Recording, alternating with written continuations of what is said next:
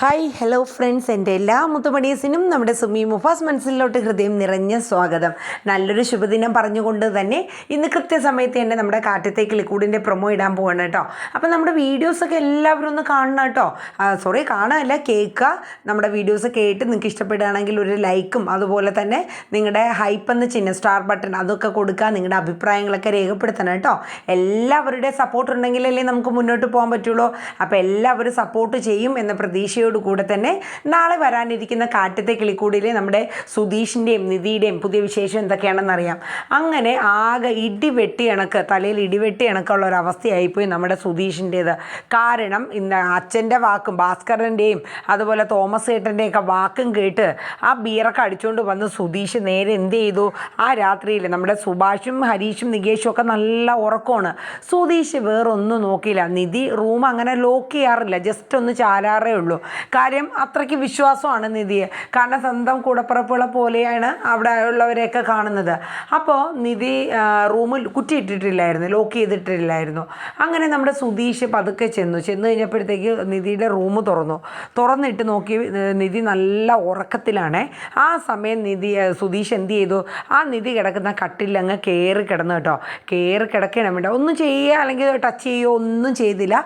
സുധീഷ് നേരെ അങ്ങോട്ട് കയറി കിടന്നേ ഉള്ളൂ. അപ്പോഴേക്കും കുറേ നേരം കഴിഞ്ഞപ്പോൾ ഈ കട്ടിലൊക്കെ ജസ്റ്റ് ഒന്നിങ്ങനെ അനങ്ങണ കണ്ടപ്പോൾ നിധി പെട്ടെന്ന് ഉറക്കത്തിൽ കണ്ണങ്ങ് തുറക്കുകയാണ്. അപ്പോൾ ആ കണ്ണ് തുറക്കണത് നിധി കാണുന്ന തൻ്റെ അടുത്ത് ആരോ കയറി കിടക്കണു. അപ്പം നിധി വല്ലാണ്ടങ്ങ് പേടിക്കുകയാണ്. നിധി അപ്പം തന്നെ പേടിച്ച് ഭയന്ന് നിലവിളിക്കുകയാണ്. ആരാ എന്താണെന്നൊക്കെ ചോദിച്ചു. അപ്പോൾ സുധീഷാണ്. എന്തിനാ സുധീഷ് ഈ സമയത്ത് റൂമിൽ കയറിയെന്ന് ചോദിച്ചു. നിധി അങ്ങോട്ട് കരയാൻ തുടങ്ങി കേട്ടോ. ഞാൻ നിൻ്റെ ഭർത്താവാണ്, എൻ്റെ ഭാര്യയാണ് നീ, ഞാൻ താലി കെട്ടിയവളാണ്, ഞാൻ നിൻ്റെ അടുത്തല്ലാണ്ട് പിന്നെ ഞാൻ എന്തിനാ അങ്ങും ഇങ്ങും പോയി കിടക്കണത് എന്നും പറഞ്ഞുകൊണ്ട് സുധീഷ് ഈ മദ്യലഹരിയിൽ എന്തൊക്കെയോ ഇങ്ങനെ പറയണം. അപ്പം നിധി പറഞ്ഞു, ഇറങ്ങിപ്പോയ എൻ്റെ റൂമിൽ നിന്ന് ഇറങ്ങിപ്പോയ സുധീഷ്, ഇറങ്ങിപ്പോവാനല്ലേ പറഞ്ഞതെന്നും പറഞ്ഞ് നിധി വലിയ ഒച്ചയിൽ സംസാരിക്കട്ടോ. ഇതേ സമയം നമ്മുടെ സുഭാഷും ഹരീഷും ഒക്കെ പെട്ടെന്ന് ഈ ബഹളം കേട്ട് അങ്ങ് എഴുന്നേൽക്കുകയാണ്. അങ്ങനെ അവർ ഓടി വന്ന് നിധിയുടെ ഡോറിൽ മുട്ടണം. അപ്പോൾ ഡോറ് ലോക്ക് ചെയ്തിട്ടാണ് സുധീഷ് ചെന്ന് നിധിയുടെ അടുത്ത് കിടന്നത്. അപ്പം നിധി ഡോറ് തുറക്കാൻ പോയെങ്കിലും സുധീഷ് സമ്മതിച്ചില്ല കേട്ടോ. നീ ഇവിടെ കിടക്ക്, നിൻ്റെ ഭർത്താവാണ് ഞാൻ എൻ്റെ കൂടെയാണ് നീ കിടക്കേണ്ടത് എന്ന് പറഞ്ഞു. അല്ലാണ്ട് ഞാൻ അങ്ങും നീ ഇങ്ങും അല്ല എന്നൊക്കെ പറയുന്നുണ്ട്.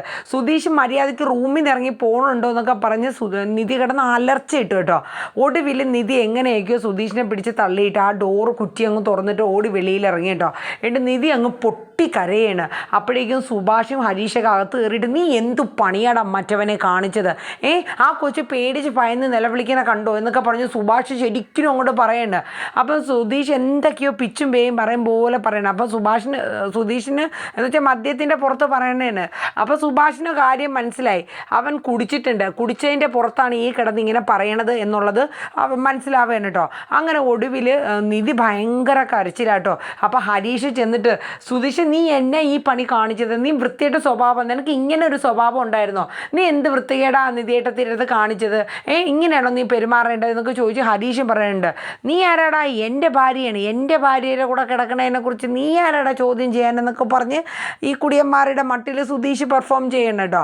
അവസാനം എങ്ങനെയെങ്കിലും ഹരീഷ് വലിച്ച് പിടിച്ച് കൊണ്ടുവരാൻ നോക്കണം. അപ്പോഴേക്കും സുഭാഷ് ഏട്ടൻ്റെ കൂടെ നേരെ തിരിഞ്ഞിട്ട് ഇനി സുധീഷ് നേരെ ഹരീഷിൻ്റെ മെക്കിട്ട് കയറുകയാണ്.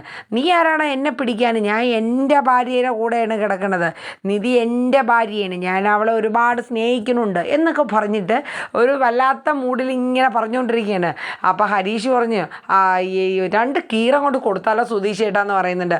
അല്ല സോറി, 2 കീർ അങ്ങോട്ട് കൊടുത്താലോ സുഭാഷ് ഏട്ടാന്ന് പറയുന്നുണ്ട്. അപ്പം സുഭാഷ് പറഞ്ഞ്, എടാ ഇപ്പം അടിച്ചിട്ടും പിടിച്ചിട്ട് ഒരു കാര്യമില്ല, അവന് വല്ല വെളുവോ ബോധം ഉണ്ടോ, ഉള്ള മദ്യമൊക്കെ വലിച്ചു വാരി കുടിച്ചുകൊണ്ട് വന്ന് നിൽക്കണ നിപ്പ് കണ്ടില്ലേ എന്നൊക്കെ ഇങ്ങനെ പറഞ്ഞു കേട്ടോ.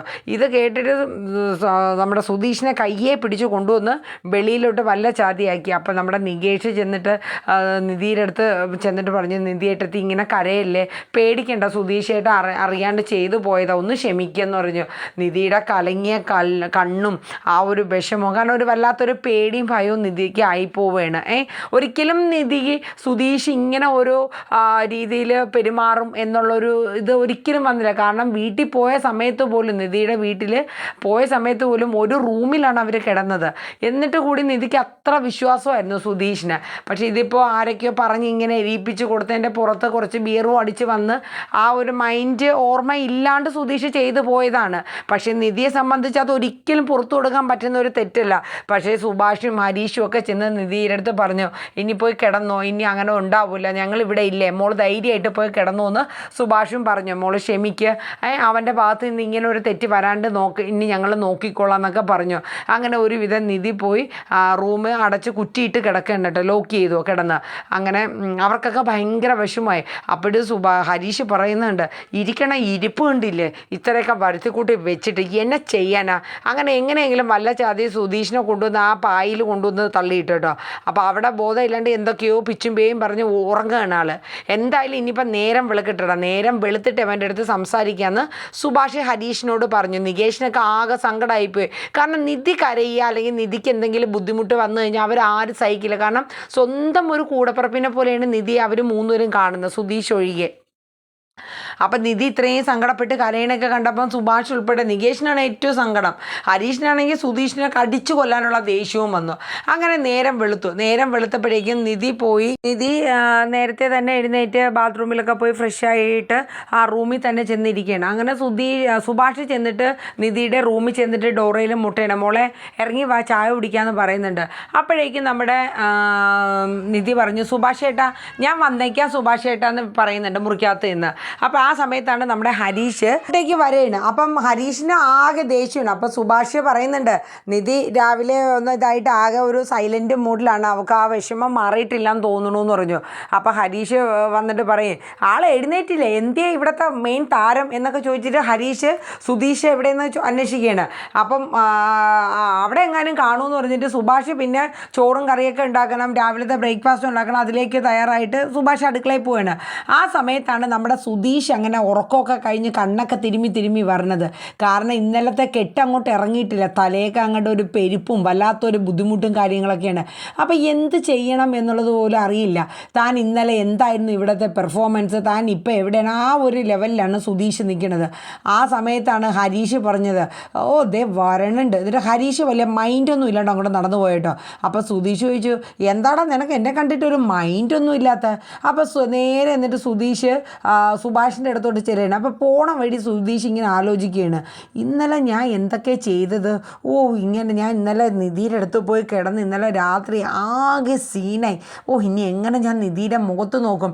അപ്പോഴാണ് സുധീഷ് ഇന്നലെ നടന്ന സംഭവങ്ങളൊക്കെ മനസ്സിൽ ഇങ്ങനെ ഓർത്തെടുക്കണം. എന്നിട്ട് നേരെ പതുക്കെ സുഭാഷിൻ്റെ അടുത്ത് ചെന്നു.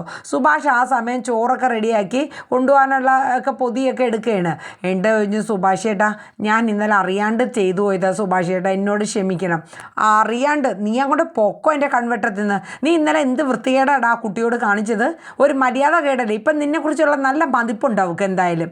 എന്നോട് നീ സോറിയും മാപ്പൊന്നും എൻ്റെ അടുത്ത് പറയാൻ നിൽക്കണ്ട, നീ അങ്ങോട്ട് പൊക്കോ എന്ന് പറഞ്ഞു. സുധീഷ് പറഞ്ഞു, എൻ്റെ സുഭാഷ് ചേട്ടാ പെട്ടെന്ന് അങ്ങനത്തെ ഒരു സാഹചര്യത്തിൽ അങ്ങനെ ഞാൻ അറിയാണ്ട് ചെയ്തു പോയതാ, എല്ലാവരും കൂടെ ഒറ്റപ്പെടുത്തിയപ്പോൾ എൻ്റെ മനസ്സിൽ വേണ്ടാത്ത കുറേ ചിന്തകളൊക്കെ തോന്നി ചെയ്തു പോയതാ സുഭാഷ് ചേട്ടാ. അതെ നീ എന്നോട് സോറിയൊന്നും പറയണ്ടെന്ന് പറഞ്ഞു. അപ്പോൾ ഇതേ സമയം നിധി ജോലിക്ക് പോകാനായിട്ട് അങ്ങ് ഇറങ്ങി കേട്ടോ. അപ്പം സുഭാഷ് പറഞ്ഞു, മോളെ നീ കാപ്പി കുടിച്ചില്ല, ചോറൊന്നും എടുത്തില്ലല്ലോ, ഒന്നും വേണ്ട ഞാൻ ഇന്ന് നേരത്തെ പോകാമെന്ന് പറഞ്ഞു. അപ്പം നികേഷ് വന്ന് ഞാനും കൂടെ വരാമെന്ന് പറഞ്ഞു. അപ്പം നമ്മൾ നിധി പറഞ്ഞു, വേണ്ട നിതീഷ നിനക്ക് കോളേജിലെ ടൈമായിട്ട് നീ ഇറങ്ങിയാൽ മതി, എനിക്ക് ഇന്ന് ഇച്ചിരി നേരത്തെ പോകേണ്ടതായിട്ടുണ്ടായിരുന്നു, അതുകൊണ്ടാണ് ഞാൻ പോകുന്നതെന്ന് പറഞ്ഞു കേട്ടോ. അങ്ങനെ നിധി ഇറങ്ങുന്നുണ്ട്. അപ്പോൾ സുഭാഷ് പറഞ്ഞു, നല്ലപോലെ പറഞ്ഞു, മോളെ ബ്രേക്ക്ഫാസ്റ്റ് എങ്കിലും കഴിച്ചിട്ട് ഒന്നും കഴിക്കാണ്ട് പോവല്ലേ എന്ന് പറഞ്ഞു. വേണ്ട സുഭാഷ് ചേട്ടാ എനിക്ക് വേണ്ടാഞ്ഞിട്ടാ. നിധിയുടെ മുഖമൊക്കെ വല്ലാണ്ട് അങ്ങോട്ട് ഒരു ഉറക്കത്തിൻ്റെ ചടപ്പും ഇന്നലത്തെ ആ ഒരു സീനും ഒക്കെ ഉണ്ടായതിൻ്റെ ആകെ ഒരു വിഷമവും ബുദ്ധിമുട്ടും ഒക്കെ ആയിരുന്നു. അങ്ങനെ നിധി ഒന്നും കഴിക്കാണ്ട് എന്നെ ജോലിക്കായിട്ട് പോവാണ്. അപ്പം നമ്മുടെ നികേഷ് ഈ സമയം പറഞ്ഞു, ഇതിൻ്റെ എല്ലാം കാരണക്കാരൻ ആ സുധീഷ് ഏട്ടനാണ്. സുധീഷ് ഏട്ടൻ ഒറ്റ ഒരാൾ കാരണം നിധിയേട്ടത്തേക്ക് ഇത്രയും പ്രയാസമായത്. അപ്പോഴേക്ക് ഹരീഷ് പറഞ്ഞു, തനിക്ക് സമാധാനം ആയല്ലോടോ, ഇപ്പം തന്നെക്കുറിച്ച് നല്ല മതിപ്പുണ്ടാവും എന്തായാലും നിധിയേട്ടത്തേക്ക് എന്ന് ഹരീഷ് പറഞ്ഞു കേട്ടോ. അവസാനം എല്ലാവരും കൂടെ സുധീഷിനെ കുറ്റപ്പെടുത്തുന്നു. ആരും വലിയ മൈൻഡൊന്നും കൊടുക്കുന്നില്ല. ഒടുവിൽ എല്ലാവരും അവരവരുടെ കാര്യത്തിൽ നികേഷ് കോളേജിൽ പോയി, ഹരീഷ് വർക്ക്ഷോപ്പിൽ പോയി, സുഭാഷ് ജോലി സ്ഥലത്തും പോവുകയാണ്. അവസാനം സുധീഷിന് എന്ത് ചെയ്യണമെന്ന് അറിഞ്ഞില്ല. ആകെ ഒരു ബുദ്ധിമുട്ടായിപ്പോയി. ചെയ്ത തെറ്റും നിധിയുടെ മുഖത്ത് നോക്കാനും കൂടെ പറ്റുന്നില്ല. എല്ലാവരും കുറ്റപ്പെടുത്തുന്നു. കാരണം തൻ്റെ ഭാഗത്തുണ്ടായ തെറ്റ് അത്രയ്ക്ക് വലുതായിരുന്നു. താൻ ഒരിക്കലും അങ്ങനെ നിധിയോട് പെരുമാറാൻ പാടില്ലായിരുന്നു. തന്നെ വിശ്വസിച്ച് വന്ന് തൻ്റെ വീട്ടിൽ കഴിയുന്ന ഒരു കുട്ടിയാണ്. ആ ഒരു വിശ്വാസം താൻ കാണിക്കേണ്ടതായിരുന്നു. എന്ത് പറയാനാ, ഒരു ഇതില്ലാണ്ട് സുധീഷ് അവിടെ നിൽക്കുകയായിരുന്നു കേട്ടോ. ഈ സമയത്ത് നിധി ജോലി സ്ഥലത്ത് ചെന്നിട്ട് നിധിയുടെ മുഖമൊക്കെ വല്ലാണ്ടിരിക്കണം. അപ്പം നിധിയുടെ അവിടുത്തെ ബെസ്റ്റ് ഒരു ഫ്രണ്ട് ഒരു പെൺകുട്ടിയുണ്ട്. ഇന്ന് എന്താണോ തൻ്റെ മുഖം വല്ലാണ്ടിരിക്കണേന്ന് ആ കുട്ടി ചോദിച്ചു. ഒന്നുമില്ല, ഇന്നലെ ഉറക്കം അത്ര ശരിയായില്ല എന്നിങ്ങനെ നിധി പറഞ്ഞു കേട്ടോ. ഇതേ സമയം നമ്മുടെ സുധീഷാണെങ്കിൽ നിധിയുടെ ഫോണിലോട്ട് സോറി എന്നും പറഞ്ഞ് മെസ്സേജ് ഇട്ടുകൊണ്ടിരിക്കുക കേട്ടോ. അപ്പം നിധി കണ്ടു, പക്ഷെ നിധി അത് എടുക്കാനോ ഒന്നും പോയില്ല. അത് കഴിഞ്ഞപ്പോഴേക്കും പിന്നെ കോൾ ചെയ്യാൻ തുടങ്ങി സുധീഷ്. എന്നുവെച്ചാൽ വിളിച്ച് ഒരു മാപ്പൊക്കെ പറയാമെന്നുള്ള രീതിയിൽ. പക്ഷേ സൈലൻറ്റ് മൂഡിലാണ് നിധി ഫോൺ ഇട്ടിരുന്നത്. കോള് വരുന്നതറിയായിരുന്നു, പക്ഷെ നിധി എടുക്കാനോ ഒന്നും തന്നെ നിന്നില്ല കേട്ടോ. അങ്ങനെ ഇരുന്നപ്പോഴത്തേക്കാണ് നമ്മുടെ സുധീഷ് നേരെ വീട്ടിൽ നിന്ന് ഇറങ്ങിയാണ്. ഒന്ന് നിധിയെ പോയി കാണാം, കണ്ട് മാപ്പെങ്കിലും പറയാം. കാരണം അവിടെ ഇരുന്നിട്ട് ആകെ ഭ്രാന്ത് പിടിക്കണു, ടെൻഷനൊക്കെ ആവുകയാണ്. സുധീഷ് എന്ത് ചെയ്യണമെന്ന് അറിഞ്ഞൂടാ. എല്ലാവരും തന്നെ ഒറ്റപ്പെടുത്തി കളഞ്ഞു. ആ സമയത്താണ് നമ്മുടെ ഭാസ്കരൻ വരുന്നത്. അപ്പോഴേക്കും ഭാസ്കരൻ സുധീഷിനെ കണ്ടിട്ട് ചോദിച്ചു, അല്ല ഇന്നലെ ഇവിടെ എന്തായിരുന്നു ഇവിടെ അങ്കപ്പാട്? നീ ഇന്നലെ എന്തൊക്കെയാണ് കാണിച്ചു കൂട്ടിയത്? അയ്യേ എന്നൊക്കെ പറഞ്ഞു. അപ്പം സുധീഷ് പറഞ്ഞു, ഒരുത്തൻ കാരണം, നിങ്ങളെ ഓരോന്ന് പറഞ്ഞ് എന്നെ എരിപ്പിച്ച് കാരണം കൊണ്ടാണ് ഞാൻ ഇങ്ങനെ ചെയ്തത്. ഞാൻ എന്തു പറഞ്ഞു? ഞാൻ നിന്നോട് അവളെ സ്നേഹിച്ച് നല്ല രീതിയിൽ കഴിയാനല്ലേ പറഞ്ഞോളൂ. അതിനുവേണ്ടി നീ ഓടിച്ചെന്ന് അവളെ മുറിക്കാത്ത അവളെ കട്ടിലിൽ കയറി കിടക്കാൻ നിൻ്റെ അടുത്ത് പറഞ്ഞോടാന്ന് ചോദിച്ചു. ഇത് കൊള്ളാം, ഇപ്പം നീ ഓരോന്ന് ചെയ്ത് കൂട്ടിയിട്ട് ഇപ്പം എൻ്റെ തലയിലെല്ലാം കൂടെ കെട്ടിവെക്കാൻ നോക്കുകയാണെന്ന് ചോദിച്ചു. നീ പോടാർക്കാ, നിങ്ങൾ ഒറ്റയെടുത്തും കാണണം എൻ്റെ സമാധാനം ഇന്ന് പോയത്. നിങ്ങൾ ഇവിടെ നിന്ന് ഇറങ്ങി പോകാവോ എന്ന് ചോദിച്ചു. ഇത് കൊള്ളാം, അങ്ങാടി തോറ്റിന് അമ്മയുടെ നെഞ്ചത്ത് കയറണമെന്നും പറഞ്ഞു കേട്ടിട്ടേ ഉള്ളൂ. നീ എൻ്റെ നേരെ കയറണതിനാടാ, നീ ഓരോന്ന് കുടിച്ച് ലക്കുല്ലകാനോ ഇല്ലാണ്ട് ഓരോന്ന് ചെയ്തിട്ട് എന്നൊക്കെ പറഞ്ഞ് ഭാസ്കരൻ അങ്ങോട്ട് പറയണം കേട്ടോ. എന്നിട്ട് ഭാസ്കരൻ പറഞ്ഞു, ഞാനങ്ങോട്ട് ഇറങ്ങി പോകാനാ, ഇത് എൻ്റെ വീടാണ്, നീ വേണമെങ്കിൽ ഇറങ്ങി പോടാന്ന് പറഞ്ഞു. അവ ഓരോ വെളിവേട്ട പരിപാടി ചെയ്തിട്ട് എൻ്റെ മെക്കിട്ട് കയറാൻ പറഞ്ഞൊന്നും പറഞ്ഞ് ഭാസ്കർ ഏതാണ്ട് പുറത്തുകൊണ്ട് അങ്ങ് പോവാണ്. സുധീഷും അതിനൊത്ത് തന്നെ അങ്ങോട്ടും ഇങ്ങോട്ടും പറയണം കേട്ടോ. അപ്പോൾ അത് കഴിഞ്ഞ് പിന്നെ കാണിക്കണം നിധിയുടെ ഫ്രണ്ടും കൂടെ ടീ ബ്രേക്ക് ആയപ്പോഴത്തേക്ക് ക്യാൻറ്റീനിൽ പോയി ചായ കുടിച്ചുകൊണ്ടിരിക്കുകയാണ് കേട്ടോ. അപ്പോൾ ആ സമയത്ത് നിധിയുടെ ഫ്രണ്ട് ചോദിച്ചു, ഇപ്പോഴും മുഖമൊന്നും ഒരു ഉഷാറില്ലല്ലോ എന്ന് പറഞ്ഞു. അപ്പോഴാണ് നിധി ചോദിക്കുന്നത്, ഇയാൾ താമസിക്കുന്ന ഹോസ്റ്റൽ ഇവിടെ നിന്ന് എളുപ്പമാണോ പോയി വരാൻ? ബസ്സൊക്കെ എപ്പോഴും ഉണ്ടാവുമോ എന്ന് ചോദിക്കുന്നുണ്ട്. ഉണ്ടാവും, എളുപ്പമായി, 10-20 മിനിറ്റ് മതി. എന്തേ നിധി? അല്ല എനിക്കൊന്ന് അങ്ങോട്ടേക്ക് മാറാനായിരുന്നു എന്ന് പറയൂ കേട്ടോ. അപ്പോൾ ആ കുട്ടി ചോദിക്കും, അല്ല അപ്പോൾ ഇപ്പോൾ ഏതോ റിലേറ്റീവിൻ്റെ വീട്ടിലാണ് എന്നാണല്ലേ നിധി പറഞ്ഞതെന്ന് പറയും. അല്ല, അത് ജോലി കിട്ടിക്കഴിഞ്ഞാൽ ഞാൻ മാറുമെന്ന് പറഞ്ഞിട്ടുണ്ട്, അതുകൊണ്ടാന്ന് പറഞ്ഞു. എന്നാൽ ഞാൻ എൻ്റെ വാർഡനുമായിട്ടൊന്ന് സംസാരിച്ചിട്ട് അവിടെ റൂം വെക്കറ്റ് ഉണ്ടെങ്കിൽ അങ്ങോട്ടേക്ക് നമുക്ക് മാറാം, അപ്പോൾ എനിക്കൊരു കൂട്ടാവുമല്ലോ എന്നൊക്കെ ആ കുട്ടിയും പറഞ്ഞു കേട്ടോ. അപ്പം നിധി അതിൻ്റെ ഒരു ഇതിലൊക്കെ ഇങ്ങനെ ഇരിക്കുകയാണ് കേട്ടോ. പക്ഷെ നിധിക്ക് ഒരിക്കലും സുധീഷ് ചെയ്ത ഈ ഒരു തെറ്റ് അങ്ങോട്ട് അംഗീകരിച്ച് കൊടുക്കാൻ പറ്റില്ല.